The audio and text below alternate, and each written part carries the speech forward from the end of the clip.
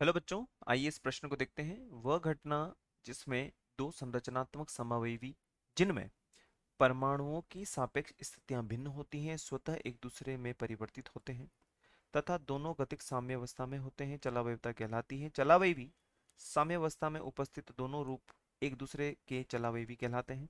चलावयवियों का अंतः परिवर्तन एक रासायनिक अभिक्रिया है जिसमें बंध टूटते हैं तथा बनते हैं। चलावयवी वास्तविक समावयवी होते हैं तथा इनमें से प्रत्येक समावयवी को पृथक किया जाता या जा सकता है। और यहाँ पर हमें एक संरचना दी गई है और वो संरचना इसमें परिवर्तित हो रही है। अब यहाँ पे हमें बोला गया है कि एसिटोफिनोन प्रदर्शित करता है और यहाँ पर विकल्प हमें दिए गए हैं।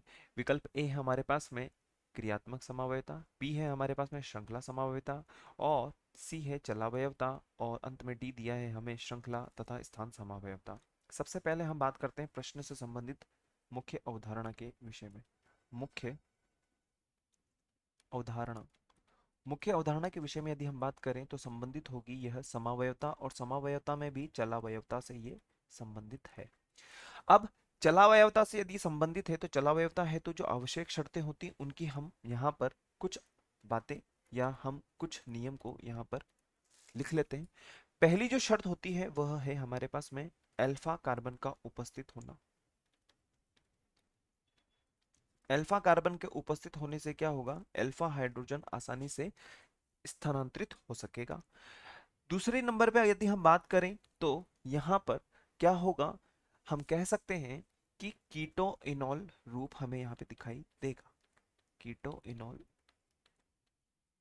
रूप हमें यहाँ पे दिखाई देगा और हम कह सकते हैं यहाँ पर कि यदि इनॉल रूप है तो कि अनुनाद प्रदर्शित करेगा।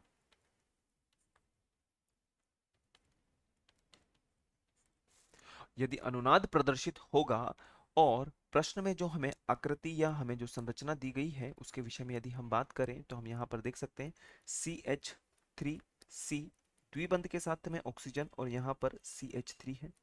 यहाँ पर जो एकाकी इलेक्ट्रॉन है वो यहाँ पर आकर के स्थानांतरित हो जाएंगे। यदि हम इसको अल्फा कार्बन माने तो यह जो हाइड्रोजन हमें यहाँ पे दिखाई दे रही है, यह हाइड्रोजन यहाँ से यहाँ पर OH समूह अर्थात हाइड्रोक्सी के रूप में बदल जाएगी। तो हम यहाँ पर लिख सकते हैं CH2 द्विबंध के साथ में यहाँ पर OH और यहाँ पर हमारे पास में CH3।